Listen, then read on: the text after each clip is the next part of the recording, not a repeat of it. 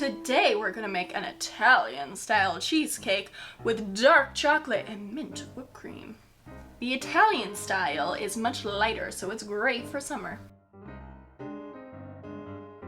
And the one thing you need that you may not own is a springform pan. Now let's begin. So we're gonna take a whole stick of butter and put it in a microwave safe dish and then microwave it for 1 minute. So take an entire package of graham crackers, put them in a gallon-sized bag, and then take any kitchen utensil that's hard and smash them. A meat tenderizer works well, but I'm gonna use an ice cream scoop. This is a good time to get out any pent-up aggression. Make sure you get it thoroughly crushed. You don't want any giant chunks in your crust. Alright, now we're gonna take all those crushed graham crackers and put them into the melted butter. Now we're gonna mix it all up. Now we are going to take all of that buttery, delicious graham cracker and put it into our springform pan. And now that it's all in the pan, use your hand to flatten it all out. It doesn't have to be perfectly flat, but try and get it as even as possible so that it bakes evenly. And we're gonna put it in the oven at 375 for 7 minutes. Now we'll just take the crust out of the oven.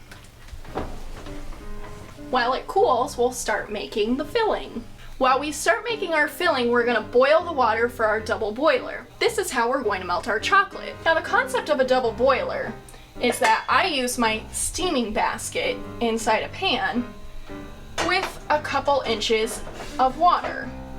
This way, the steam is melting the chocolate instead of the water, and then the chocolate can't burn.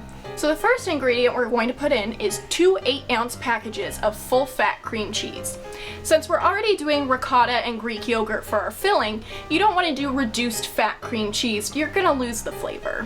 I'm using a stand mixer, but you could easily use a bowl with a whisk or a hand mixer. The next ingredient is a 15-ounce container of ricotta cheese. Again, I'm using whole milk because ricotta's already healthier. We don't want to lose flavor. Next, we're going to whisk those 2 ingredients together.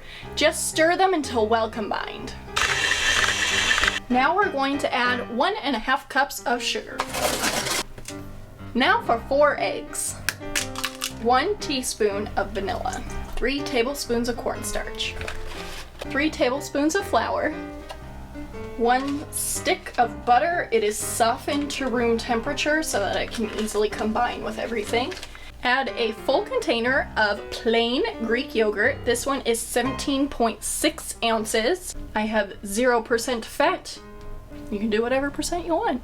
So now we're going to double boil the chocolate. It has to be boiling and steaming at this point. Now take a metal or glass bowl, don't use plastic because that'll melt, and stick it in your steam basket of your pan. And then take a full 17-ounce package of chocolate chips, I'm using dark chocolate, and stick them in your bowl.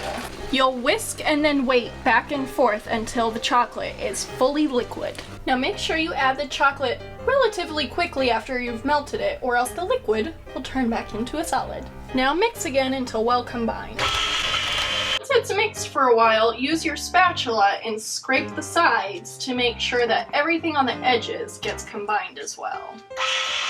We're going to put our second bag of dark chocolate chips right into the batter. Then we're going to use our spatula and mix them in.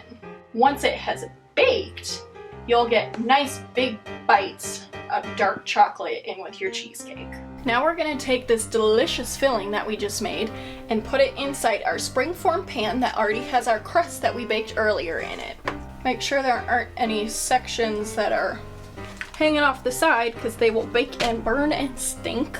And just kind of wiggle it around a bit and make sure the top layer is even. It's very full. Now that you have your cheesecake in your 350-degree oven, let it bake for 1 hour. Then turn the oven off and let it sit there for another hour as it bakes and cools. Now to make our mint whipped cream, we're going to use fresh mint and heavy whipping cream. Shake it up, then you're gonna put it in your fridge for at least 4 hours. Now that it's sat in the fridge for the day, we're just gonna give it one more shake, then we'll take the lid off. And right into our mixing bowl, we put a strainer. I'm going to add some agave.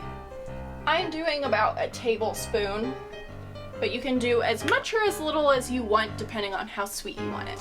And whip. To make the top of our cheesecake fancy, I'm gonna put it into a piping bag, and that way it looks like nice little fancy swirls on top. Now we're going to take our cheesecake out of the fridge. So we're going to unlatch it and then lift the sides up. Sometimes when you bake it, you can get this crater in the middle, as you can see, which other than the aesthetics, it's gonna taste exactly the same. But since we have our whipped cream, we can cover it, and no one will ever know. Make whatever design makes you happy. Good enough for me. Can I have some? Nope, there's chocolate. That's all.